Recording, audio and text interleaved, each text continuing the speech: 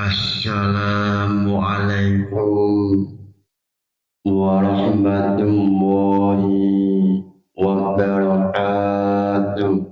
Waalaikumsalam warahmatullahi wabarakatuh. Ila hadratin Nabi Muhammad sallallahu alaihi wasallam wa ila jami'i masyayikh al-ghaya wa bil khusus Romo Kiai Haji Muhammad Anwar Mansur wa ila jami'i mustahidina wa munawwimina wa jami'i mu'allifil qudrah khususan mu'allif jam al-jawab bibarakati ulumihim fid dini wad dunya wal akhirah.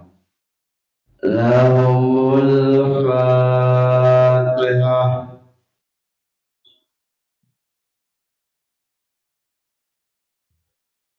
Pada esok hari ini menjelaskan sejarah Nabi Muhammad sallallahu alaihi wasallam. Zikrul sholihin tanzilu rahmah, menceritakan sejarah perjuangan mengenai orang soleh Allah pasti akan menurunkan rahmat. Zikrul sholihin tanzilu rahmah wa sayyidus sholihin An-Nabi Muhammad sallallahu alaihi wasallam. Sedangkan manusia paling utama, paling soleh yaitu Nabi Muhammad. Sebelum memulai pembahasan sejarah Nabi Muhammad, silakan mahasiswa, salah satu mahasiswa yang ingin bertanya, silakan.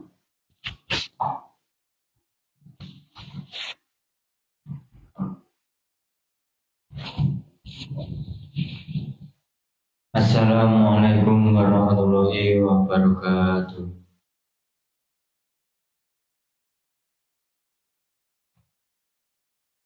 Pada Bapak Yai Nurhuda, izin bertanya.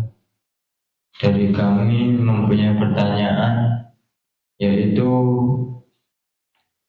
apakah kontribusi wanita terhadap perang Uhud, dan siapakah nama wanita tersebut pada perang Uhud yang terjadi? Mungkin itu dari kami. Terima kasih. Wassalamualaikum warahmatullahi wabarakatuh.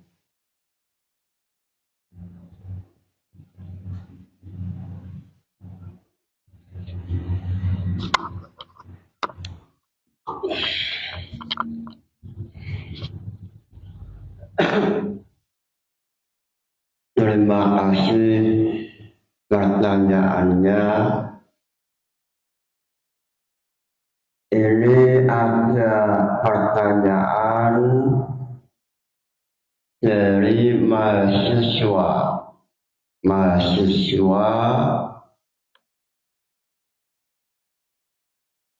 bertanya siapakah pahlawan wanita dalam perang atau dalam perang Uhud. Sebelum memulai pembahasan alangkah istimewanya, alangkah indahnya, alangkah barokahnya memulai dengan ragam jam'ul jawami. Lillahi hamdulillah yas'alu sarmada yawazinu bistiya iman abada summa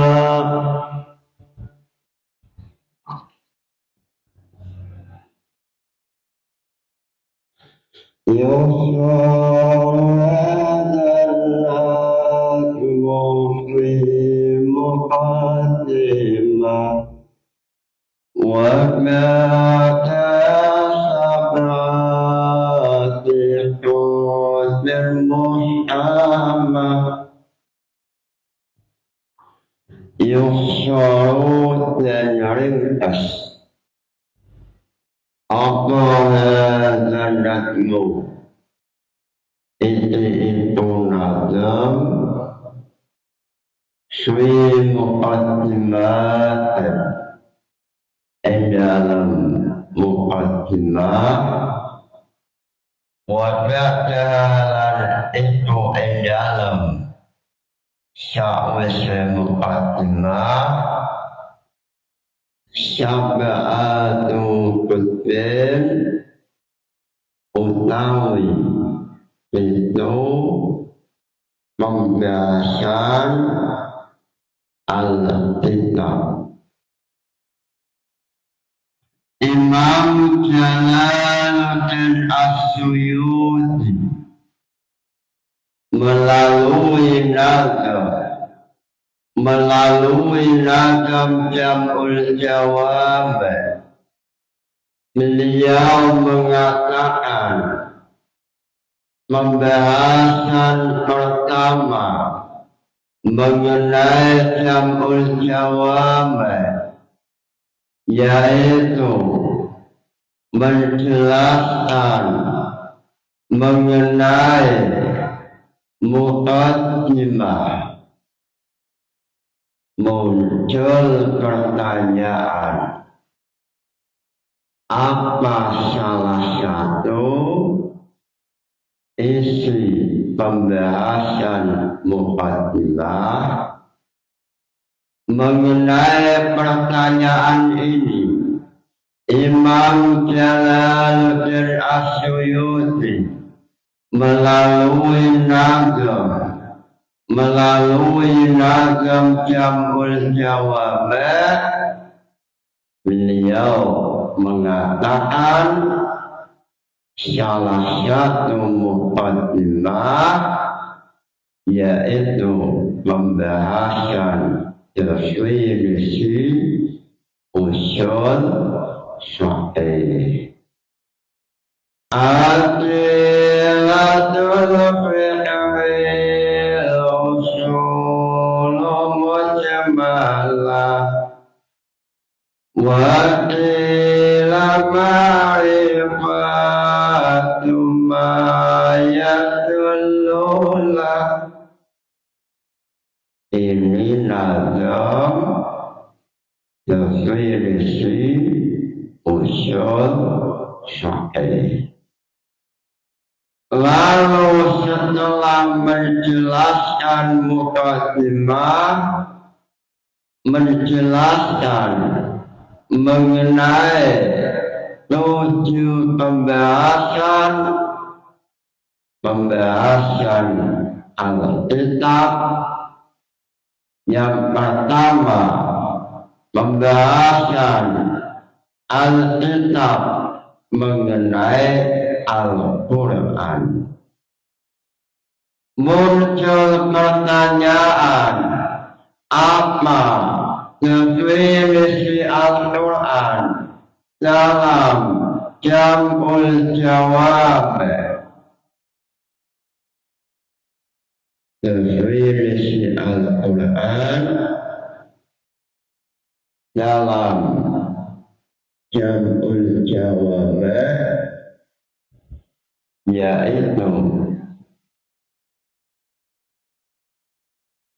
Al-Qur'anu al-lafzu al-munazzalu ala Muhammad al-muta'abbadu bitilawati. Definisi Al-Quran yaitu al-lafzu al-munazzalu ala Muhammad al-mu'jizu al-muta'abbadu bitilawati. Al-Quran yaitu lafaz yang diturunkan pada Nabi Muhammad yang menjadi mukjizat, dan siapa yang mau membaca Al-Quran mendapat pahala. Lalu setelah menjelaskan definisi Al-Quran, menjelaskan mengenai makna hakikat, makna majaz, makna musyarak, makna muratif, dan lain-lain. Supaya untuk memahami makna Al-Quran yang benar, salah satunya memahami mengenai ayat suci Al-Quran, mengenai al-jihad. Dalam jihad mengenai ayat jihad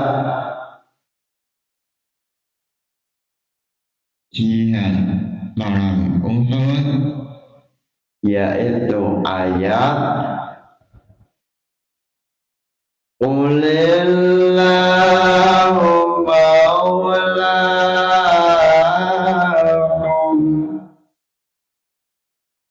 wallahu khairun nasirin. Ini ayat mengenai perang Uhud. Laqad nasarakumullahu wa'adahu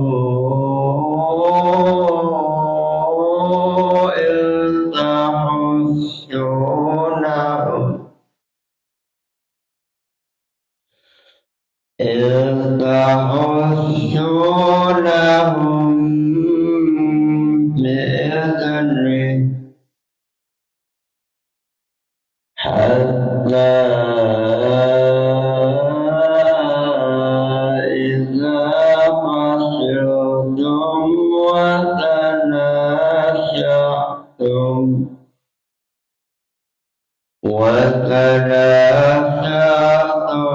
fil amri wa as'aytum wa صليتم من بعد ما أراكم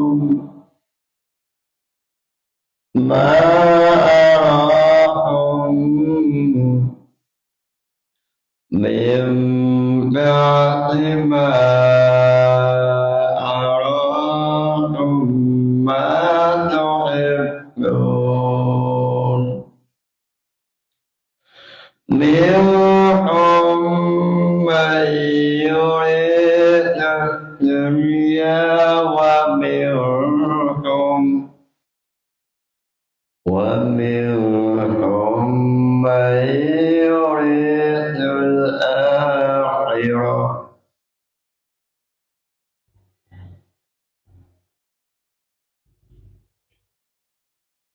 Ayat mengenai perang Uhud.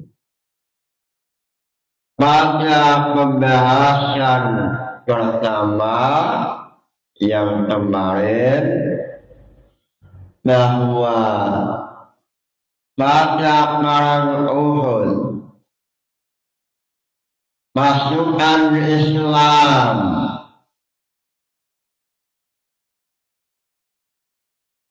dapat memenangkan perang Uhud. Pada awal permainan, pada awal permainan jihad, pada awal peperangan Islam tampil menjadi pemenang. Sesuai dalam ayat, laqad nasarakumullahu wa'adahu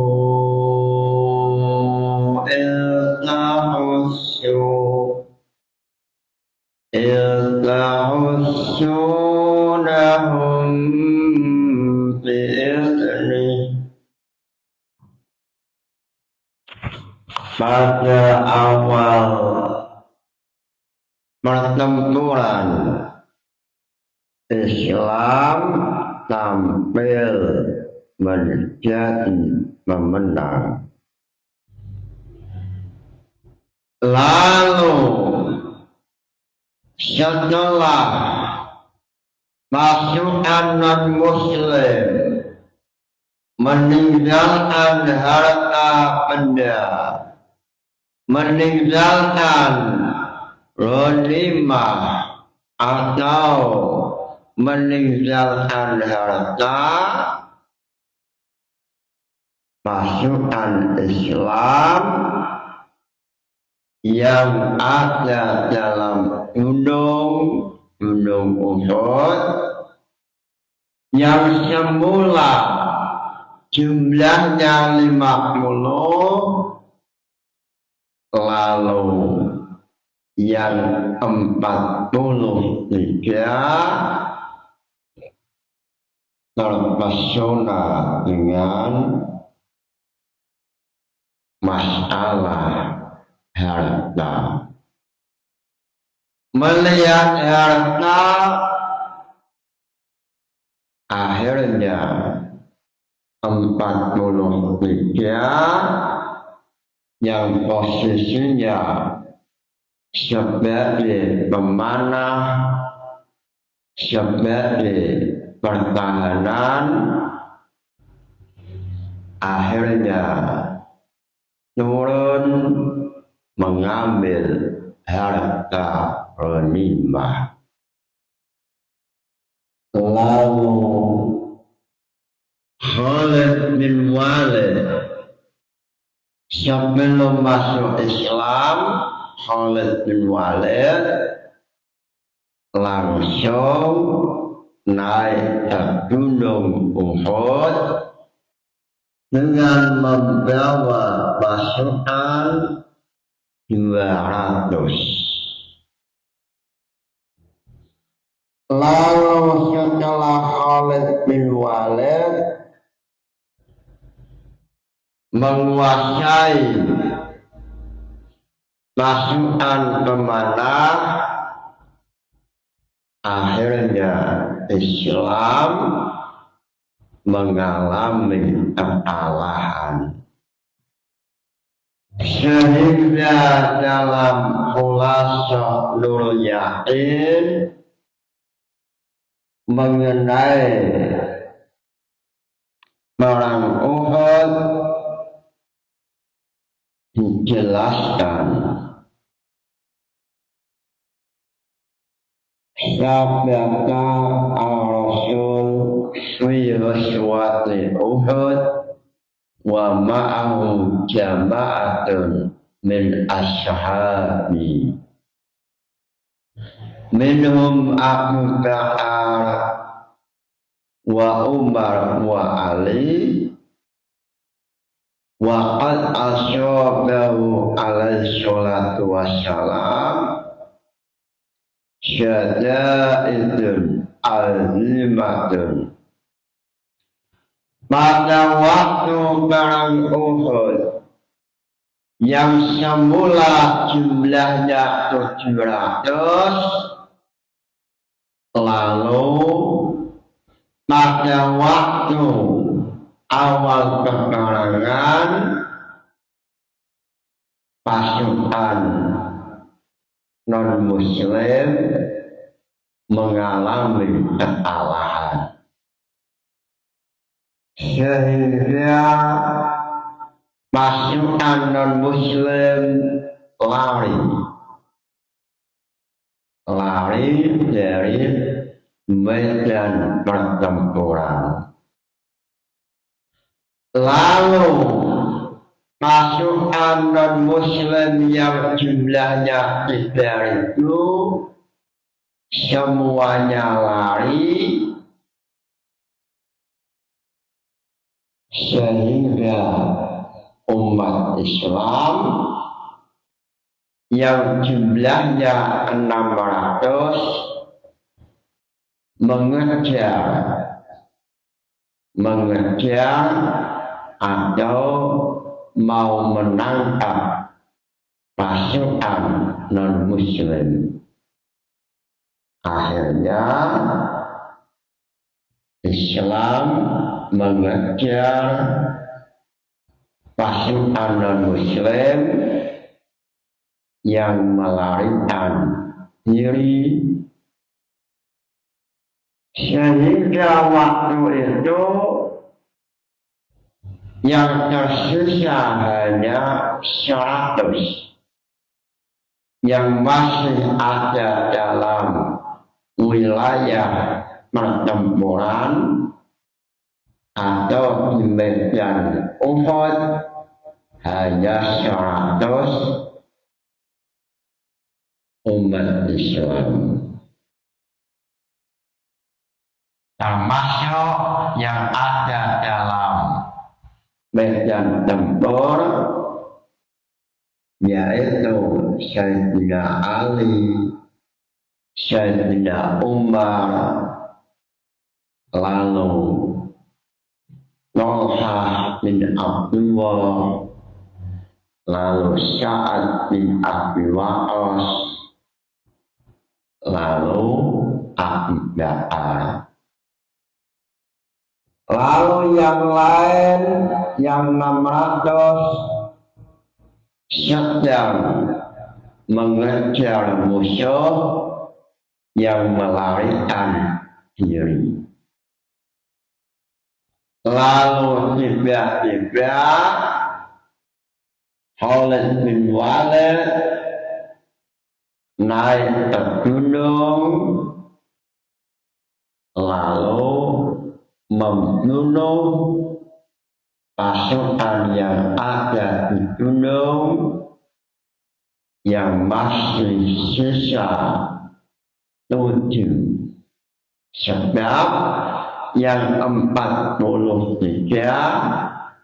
telah turun untuk mengambil harta ghanimah. Semula pasukan pemanah jumlahnya ada 50, lalu yang 43 turun dari gunung untuk mengambil harta ghanimah atau untuk mengambil ad-dunya. Sehingga dalam ayat suci Al-Quran mengatakan laqad nasarakumullahu wa'adahu idh tahussunahum. Ini ayat pada waktu permulaan terjadinya peperangan Islam tampil sebagai pemenang. Lalu Islam mengalami kekalahan sesuai dalam ayat hatta idza fasyatum wa tanasa'tum fil amri wa asaitum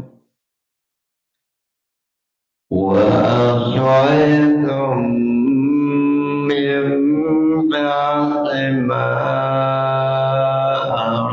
arakum.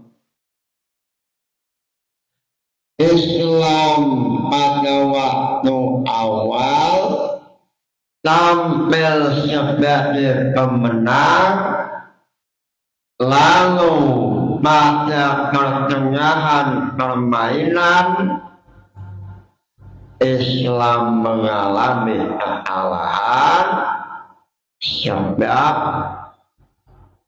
minhum may yuridu dunya wa minhum may yuridu al-akhirah. Sebab pasukan pemanah yang semula jumlahnya 43 mulai terpesona dengan indahnya dunia. 50 yang 43 mulai tergoda dengan indahnya dunia, sehingga 43 pemanah meninggalkan posisi, padahal posisi itu atau posisi pemanah itu Rasulullah telah berwasiat jangan meninggalkan posisi pemanah walaupun dalam keadaan apapun. Sebelum ada perintah dari Nabi untuk meninggalkannya. Tetapi karena melihat indahnya dunia, 43 meninggalkan posisi panah. Padahal posisi memanah yang telah ditata oleh Rasul ini adalah posisi yang sangat penting. Ternyata ditinggalkan sebab terpancing, terpesona dengan indahnya dunia. Minum mayuridat dunya wa minum mayuridul akhirah. Lalu mayuridul akhirah yaitu umat Islam yang masih ada dalam posisi memanah, yaitu Zubair dan yang lainnya. Sahabat Zubair adalah pemimpinnya, pemimpin pasukan memanah. Lalu setelah Islam mulai terpesona dengan indahnya dunia, Islam mengalami suasana yang sulit, mengalami kekalahan. Lalu Rasulullah menuju Gunung Uhud. Lalu Rasulullah memanggil, wahai umat Islam, anna Rasulullah. Lalu Rasulullah mengatakan, wahai umat Islam, kesinilah dengan saya, datanglah ke sini. Lalu Rasulullah memanggil, yang datang hanya 9 sahabat. Rasulullah memanggil untuk supaya berada di samping Nabi, yang datang hanya 9 sahabat. Sesuai dalam ayat, iltus'iduna wa la talhuna ala ahadin wa rasulu yad'ukum fi ukhrakum fa'asabakum ghamman bihammin lihaila tahsanu ala ma fatakum. Dalam keadaan pasukan Khalid datang membawa 200 pasukan berkuda, umat Islam yang waktu itu tersisa 100 mengalami kesulitan. Lalu Rasulullah menuju Gunung Uhud, lalu memanggil sahabat, wahai sahabatku, datanglah kembali yang datang hanya 9. 9 itu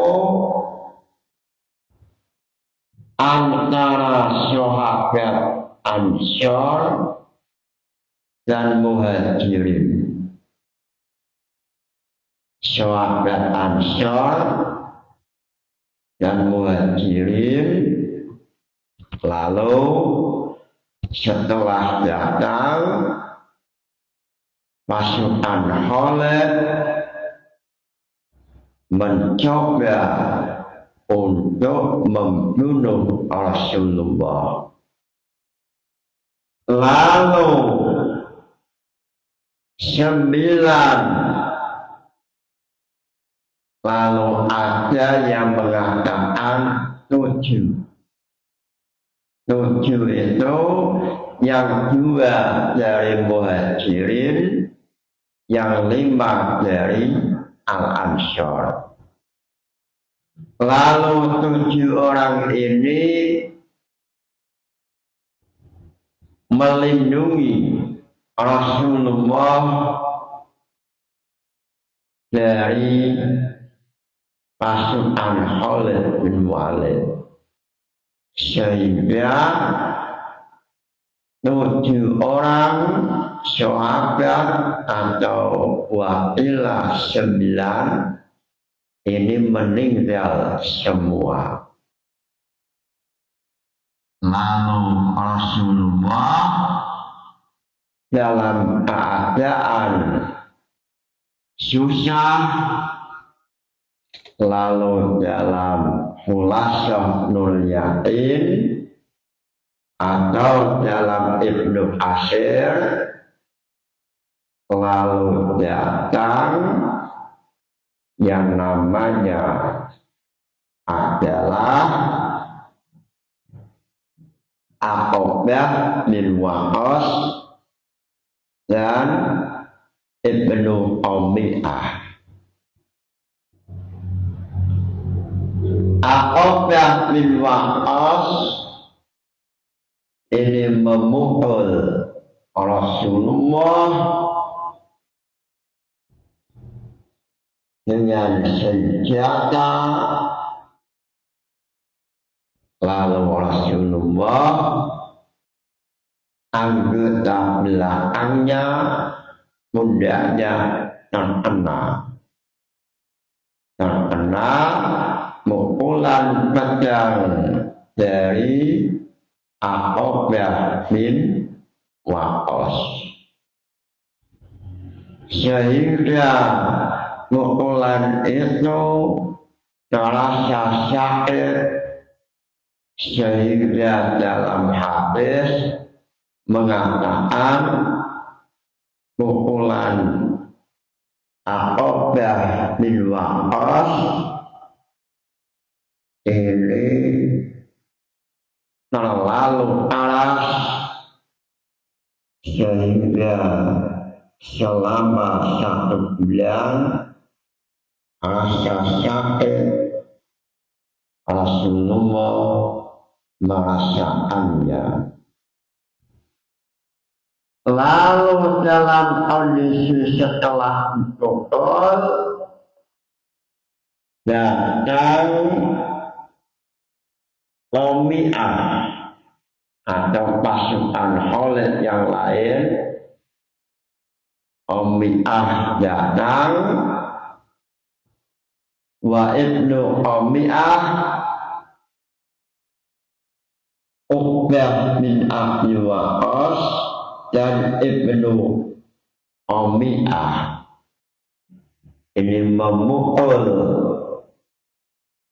sehingga Rasul mengalami luka,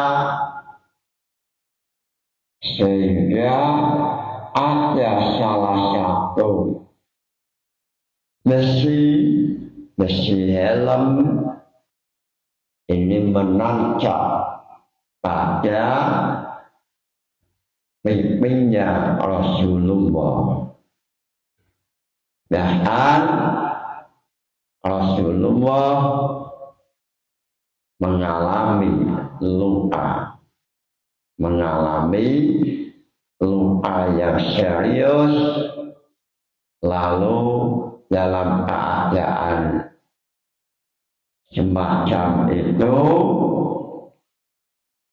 lalu Rasulullah jatuh di salah satu lubang yang memang sengaja dibuat oleh Ibnu Amir. Ini non muslim. Ibnu Amir itu orang Yahudi yang ingin mencelakakan, ingin membunuh Rasulullah. Lalu sebelum perang Uhud, Ibnu Amir membuat lubang sehingga Rasulullah jatuh. Lalu yang jatuh pada lubang itu satu Rasulullah, lalu Tolha bin Abdullah yang ingin membantu Rasul jatuh ke dalam lubang. Dalam lubang itu banyak sekali. Lubangnya banyak, memang telah dibuat untuk supaya umat Islam jatuh ke dalam lubang. Sehingga Rasulullah jatuh, lalu Sa'ad bin Waqqas juga jatuh. Lalu Tolha bin Abdullah juga jatuh, terjebak dalam lubang. Lalu dalam keadaan itu pasukan Khalid berusaha memanah, melempari batu, memanah. Lalu Tolha bin Abdullah mampu keluar dari lubang. Akhirnya dia keluar, lalu ia melindungi Rasulullah. Bahkan Tolha mengalami luka yang banyak anak panah yang menancap, tombak yang menyentuh. Lalu Tolha bin Abdullah menaikkan Rasulullah yang jatuh di lubang. Lalu setelah itu Sa'ad bin Waqqas juga bisa keluar dari lubang. Lubang ini kedalamannya sekitar 2 meter.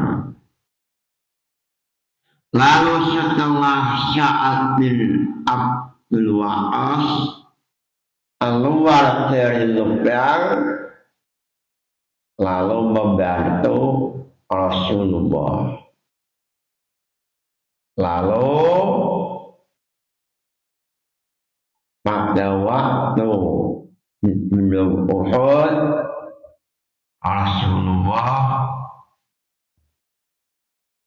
keluar darah penuh dengan luka, tetapi beliau selalu berusaha menasihati caranya supaya tidak jatuh ke tanah.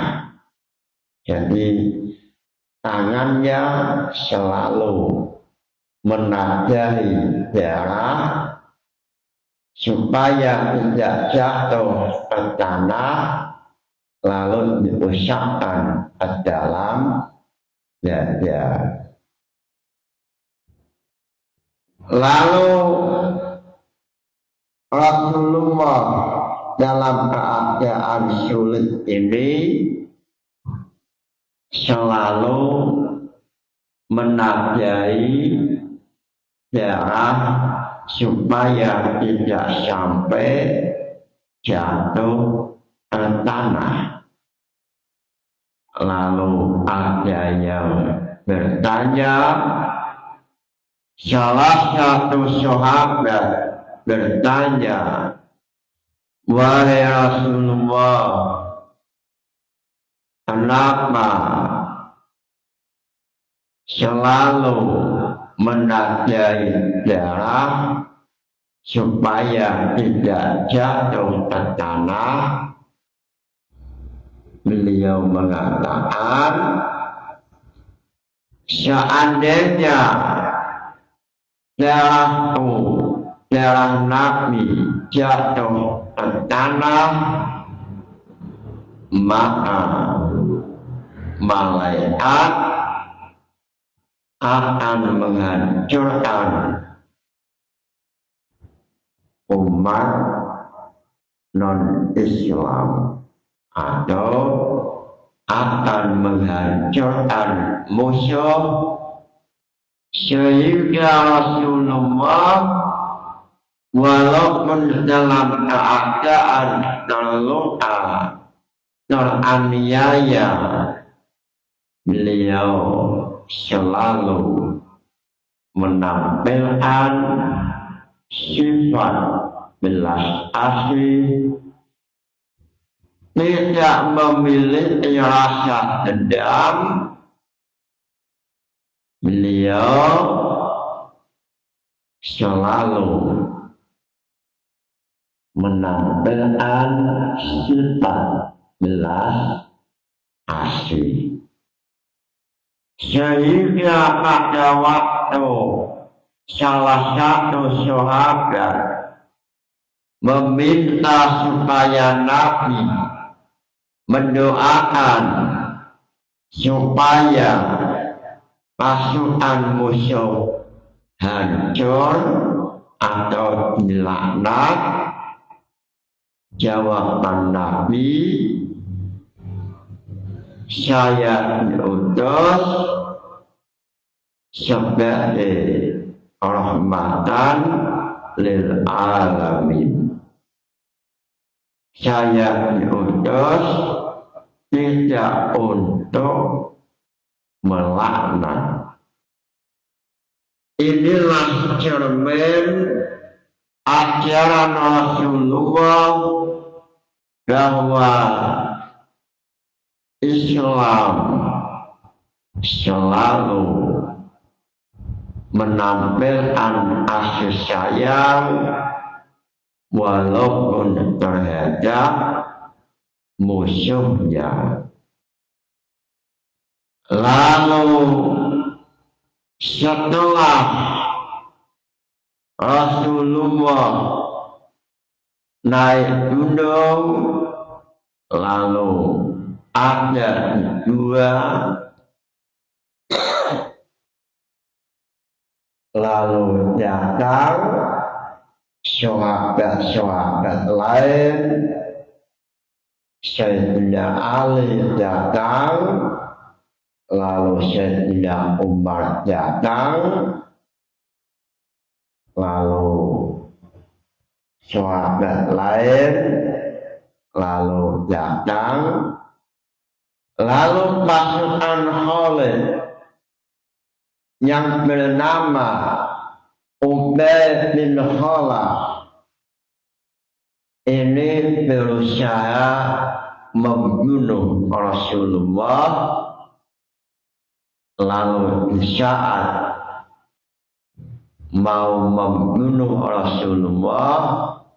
Rasulullah melemparkan tombak, lalu hanya terkena sedikit. Ubay bin Khalaf merasa kesakitan, lalu ia lari, lalu mengatakan Nabi Muhammad telah membunuh saya. Ini salah satu mukjizat Nabi. Pada waktu sebelum perang Uhud, pada waktu di Mekah, Ubay bin Khalaf yang terkenal sebagai pendekar pedang,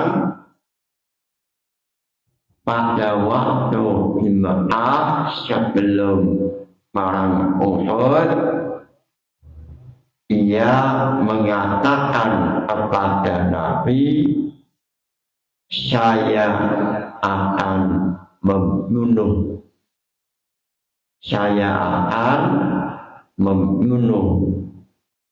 kamu, hai Nabi.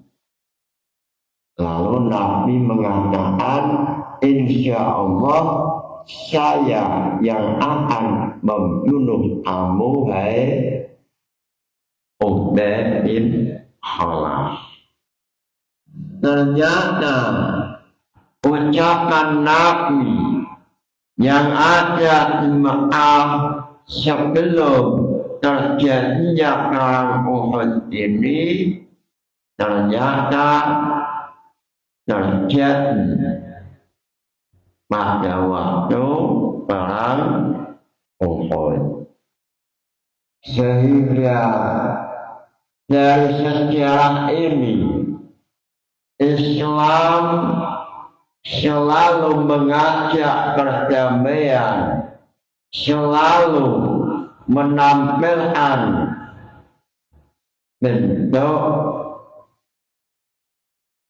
perdamaian, dan Islam melakukan peperangan sebab kelompok Muslim, non-Muslim yang memulai terlebih dahulu. Dalam Qaidah Mustasyarah fi Qitalil Kufar mengatakan huruf Nabi allati hadha zikrul musyrikina 27 uswatan ana al-musyrikuna wiya hum al-muqtadina awil mutasyabibina. Dalam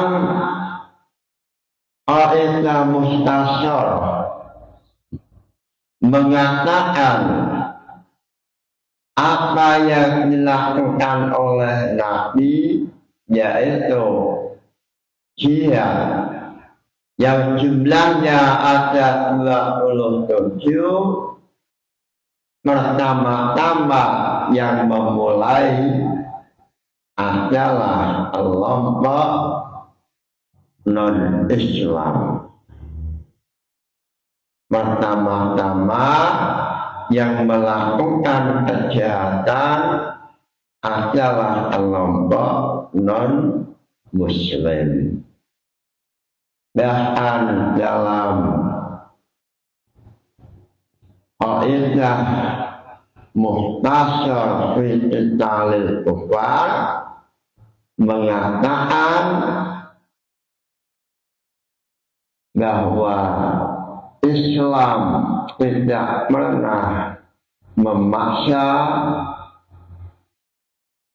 untuk supaya non-Muslim masuk Islam. Sehingga dari pekarangan ini yang menyebabkan munculnya api pekarangan adalah non-Muslim.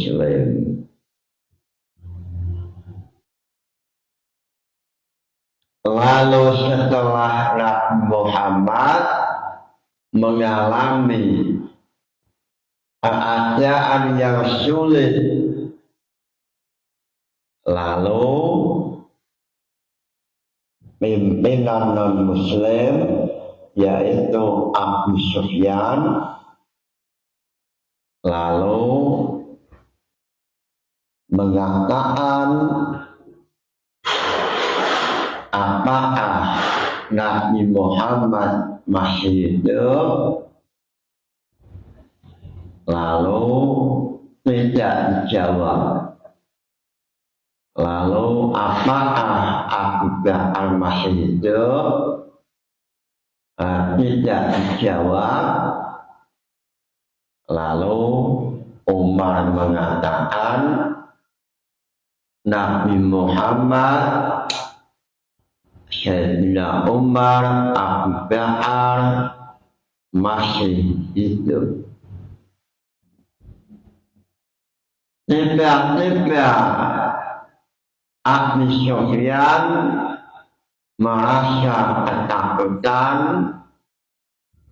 Ini salah satu mukjizat Nabi.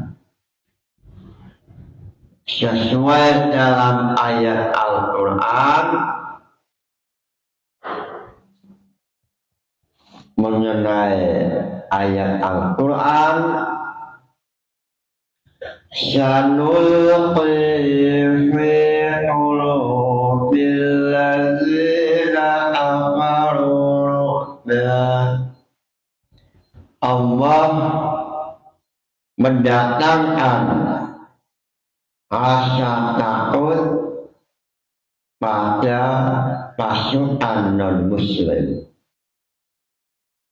Padahal pada saat itu Islam hampir mengalami kekalahan, lalu tiba-tiba Allah mendatangkan rasa takut pada Abu Sufyan. Sanulqi fi qulubil ladzina kafaru ar-ru'ba. Sehingga kelompok non-Muslim ini pulang meninggalkan medan pertempuran, lalu Islam tidak mengalami kekalahan total, sehingga satu hari setelah itu Islam mencari kelompok non-Muslim, lalu kelompok non-Muslim melihat Islam datang, akhirnya kelompok Abu Sufyan kembali atau lari pada Mekah, pulang ke Mekah. Inilah sejarah perang Uhud, yaitu sejarah Islam. Pada awalnya Islam mengalami kemenangan, lalu sebab tergoda oleh duniawi, Islam mengalami kekalahan, dan pada waktu itu Rasulullah hampir mengalami kecelakaan. Pada waktu itu Rasulullah walaupun lu'ai, walaupun berdarah. Rasulullah mengatakan Allahumma ihdi fa innahum la ya'lamun. Rasulullah tidak melaknat pada pasukan non-muslim, tetapi beliau mendoakan supaya kelompok non-muslim mendapat hidayah. Nabi Muhammad tidak memiliki rasa dendam. Beliau walaupun keadaannya teraniaya, beliau selalu mendoakan Allahumma ihdi fa innahum la ya'lamun. Ya Allah, kelompok-kelompok non-muslim yang telah menganiaya seperti Abu Sufyan, seperti Khalid bin Walid, Allahumma ihdi, ya Allah berikanlah hidayah. Ternyata doanya Nabi Muhammad ijabah dikabulkan, sehingga Khalid bin Walid pada waktu Yaumal Fathi mendapat hidayah masuk Islam.